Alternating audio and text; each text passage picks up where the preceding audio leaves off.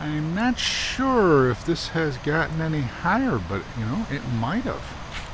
At least the rain has let up for the moment. It's still sprinkling just a tad, although they're predicting another 2 to 4 inches of rain tonight, which I hope not. I hope they're wrong. Hope they're wrong on that. Anyway, this is an update. Valley has filled in a little bit more below us, I think, but I don't really think it's changed that much. Well, we can compare this one with the old video. Hopefully this one's burpless.